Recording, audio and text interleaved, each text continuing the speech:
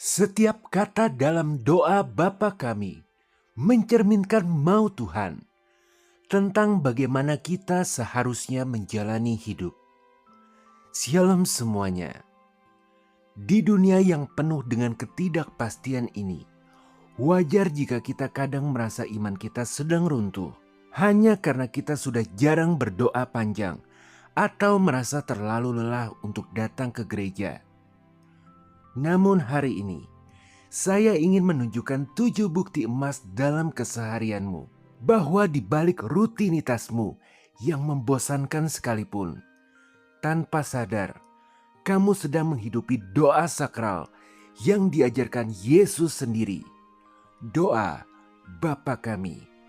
Bukti emas pertama, kamu masih memanggil Tuhan sebagai Bapa. Coba perhatikan, waktu kamu kaget, waktu kamu kesakitan, waktu kamu ketakutan di tengah malam, kata apa yang keluar duluan dari mulutmu? Tuhan, bukan hakim, bukan bos, bukan atasan yang siap ngasih SP.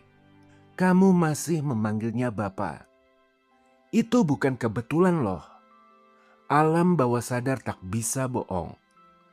Itu tanda kalau jauh di dalam dirimu ada satu bagian yang masih percaya bahwa selalu ada sosok yang enggak akan membanting telepon waktu kamu menelponnya jam 3 pagi sambil menangis. Kamu tahu, ada Bapa yang selalu mendengarmu. Anak kecil yang jatuh dari sepeda, enggak teriak, "Tolong, warga sekitar." Dia teriak, "Mama, Papa." Kamu juga begitu. Di dalam dirimu masih ada rasa aman yang belum hilang. Rasa bahwa kamu bukan yatim piatu yang berjalan sendirian di semesta yang dingin ini. Dan ini artinya baris doa, Bapa kami yang di surga, dikuduskanlah namamu, telah hidup dalam dirimu. Kedua, kamu masih ingin kehendak Tuhan yang terjadi. Ini bagian yang jarang kamu sadari. Waktu rencana kamu gagal total.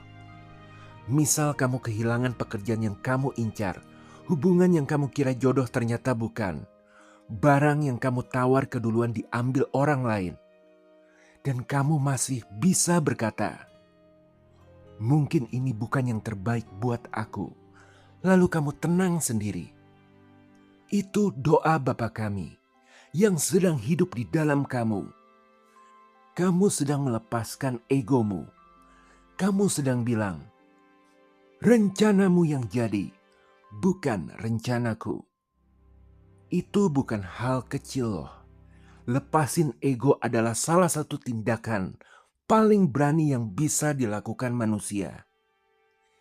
Ibarat kamu sedang menyerahkan kemudi hidup ke tangan yang enggak bisa kamu lihat.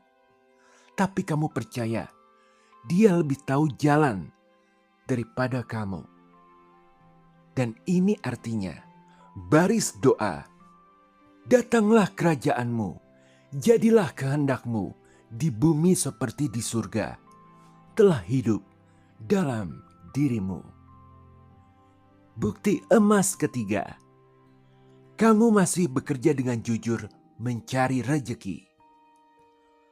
Setiap kali kamu bangun subuh, berdesak-desakan di angkot atau macet di jalan tol, duduk 8 jam di depan laptop yang loadingnya lama, atau sibuk bikin dagangan, dan kamu tetap milih jalan yang jujur, bukan jalan pintas yang menggoda. Kamu sedang menghidupi baris doa. Berikanlah kami pada hari ini makanan kami yang secukupnya. Kamu enggak minta gudang penuh sampai 7 turunan. Kamu hanya minta dicukupkan untuk kebutuhan. Itu namanya punya rasa cukup. Itu namanya hidup di dalam hari ini, bukan di dalam kekhawatiran hari esok yang belum tentu terjadi. Dan percaya deh, Di zaman di mana orang gampang tergoda jalan instan, kejujuranmu yang kelihatannya biasa aja itu, di mata surga, itu penyembahan. Bukti emas keempat, kamu masih menyesal ketika berbuat salah. Ini bukti yang paling sering disalahartikan orang sebagai kelemahan. Waktu kamu kasar ke orang tuamu, terus nyesel sampai enggak bisa tidur. Waktu kamu bohong kecil, terus rasanya kayak ada batu di dada. Waktu kamu marah berlebihan ke pasanganmu, dan langsung kepikiran, kenapa tadi aku begitu ya? Itu bukan kelemahan. Itu hati nurani yang masih lentur, masih dibentuk, belum mengeras, belum mati rasa. Ada orang yang sudah berbuat salah berkali-kali, sampai hati nuraninya kapalan, enggak berasa apa-apa lagi. Tapi kamu masih bisa merasa, kamu masih menyesal. Dan penyesalan yang tulus itu adalah bentuk lain dari baris doa. Ampunilah kami akan kesalahan kami. Bukti 5. Kamu masih berusaha mengampuni. Ini yang paling berat, saya tahu. Mungkin ada orang yang sampai sekarang namanya aja bikin dadamu sesak. Orang tua yang gagal melindungimu. Teman yang mengkhianati. Mantan yang meninggalkan luka yang masih berbekas. Kamu belum tentu udah benar-benar melupakan sakit itu. Tapi kalau kamu masih berusaha, masih berdoa kira-kira, Tuhan, tolong aku supaya bisa ikhlas. Meski nyesek, itu udah cukup. Karena mengampuni itu bukan proses sekali jadi. Itu proses yang kadang kamu harus ulangi berkali-kali. Persis kayak mengelupas bawang, lapis demi lapis. Dan setiap kali kamu memilih untuk enggak membalas dendam, setiap kali kamu memilih diam daripada menyimpan racun, kamu sedang memutus rantai yang seharusnya turun ke generasi berikutnya. Kamu sedang menghentikan trauma di dirimu supaya enggak diwariskan ke anak-anakmu kelak. Dan kamu sedang menghidupi baris doa. Seperti kami juga mengampuni orang yang bersalah kepada kami. Bukti emas ke-6. Kamu masih berdoa saat menghadapi pencobaan. Waktu kamu digoda untuk buka aplikasi yang seharusnya kamu hapus. Waktu kamu tergoda buat balas dendam ke orang yang nyakitin kamu. Waktu ada peluang gampang yang sebenarnya kamu tahu itu salah. Kamu berhenti sejenak. Terus dalam hati bilang, Tuhan, tolong aku. Itu adalah respon paling jujur seorang prajurit yang tahu dia nggak cukup kuat kalau cuman sendirian. Orang yang sombong nggak pernah minta tolong. Tapi kamu, di titik paling rentan itu, kamu memilih menengadah ke atas, bukan menyerah. Itu sudah cukup untuk membuat surga tersenyum dan melepas pasukan malaikat untuk menolong kamu dari pencobaan. Dan ketahuilah, itu bukti kamu sedang menghidupi baris doa. Dan janganlah membawa kami ke dalam pencobaan, tetapi lepaskanlah kami daripada yang jahat.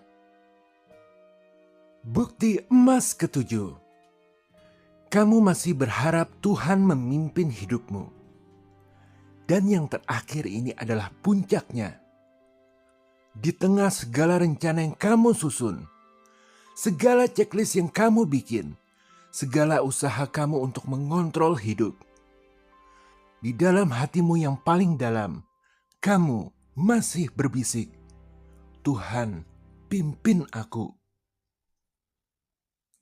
Kamu masih percaya bahwa Dia yang pegang kendali tertinggi, bukan kamu. Itu bukan tanda kamu lemah. Itu tanda kamu bijaksana. Karena orang paling berbahaya di dunia ini bukan orang yang berdosa, tapi orang yang pikir dia bisa memimpin hidupnya sendiri tanpa Tuhan. Padahal hidup ini terlalu banyak variabel acak yang mustahil bisa diprediksi. Maka mustahil juga orang bisa melaju mulus tanpa adanya bantuan tangan Tuhan. Dan kamu, sampai detik ini, masih menyerahkan kemudi itu ke tangan yang lebih besar, maka artinya kamu sedang menghidupi baris doa. Engkaulah yang empunya kerajaan dan kuasa dan kemuliaan sampai selama-lamanya. Amin. Jadi, coba lihat lagi ketujuh hal itu dan cek apakah itu ada di hidupmu. Kamu memanggilnya Bapa. Cek. Kamu ingin kehendaknya yang jadi. Cek. Kamu berkata jujur. Kamu menyesal saat salah. Kamu berusaha mengampuni. Kamu berdoa saat dicobai. Kamu berharap Dia yang memimpin. Itu artinya kamu bukan orang yang jauh dari Tuhan. Seperti yang mungkin kamu pikirkan selama ini. Kamu sudah hidup di dalam doa itu tanpa sadar. Sekarang, mari kita ucapkan dengan sadar. Ikuti saya kalimat demi kalimat. Enggak perlu sempurna ngikutin. Biarkan setiap kata masuk dulu ke hatimu sebelum keluar dari mulutmu. Mari kita berdoa. Tuhan, aku datang bukan karena aku sempurna. Aku datang karena Kau memanggilku sebagai anak. Aku sadar, ada hari-hari aku lupa siapa Bapakku sebenarnya. Aku sibuk memegang kendali. Seolah aku bisa sendirian. Tapi Kau tahu, di dalam hatiku yang paling dalam, aku masih mencari-Mu. Setiap penyesalanku, setiap usahaku mengampuni, itu suara-Mu yang bekerja di dalam aku. Mulai hari ini, aku berhenti berpura-pura kuat sendirian. Aku serahkan kendali itu sepenuhnya ke tangan-Mu. Kau berjanji akan memimpinku. Dan aku percaya janji itu. Kau berjanji mencukupkan aku hari ini. Dan aku percaya itu juga. Tuhan, masuklah lebih dalam ke setiap sudut hidupku. Jangan biarkan aku menyimpan ruang yang tertutup dari-Mu. Aku serahkan lukaku. Aku serahkan amarahku. Aku serahkan masa depanku. Sepenuhnya ke tangan-Mu, Bapa. Aku adalah anak-Mu, dikasihi, dipimpin. dan tidak pernah sendirian. Dalam nama Tuhan Yesus, aku percaya dan aku terima ini. Haleluya, amin. Sekarang, ingat ini. Bahkan ketika kamu bisa lupa hafalan doa itu, kata per kata. Tapi kalau hidupmu terus mencerminkan ketujuh hal tadi, kamu sedang berdoa sepanjang waktu tanpa henti. Akhir kata, sampai jumpa di video berikutnya. Tuhan memberkati kamu hari ini dan selama-lamanya. Haleluya, amin.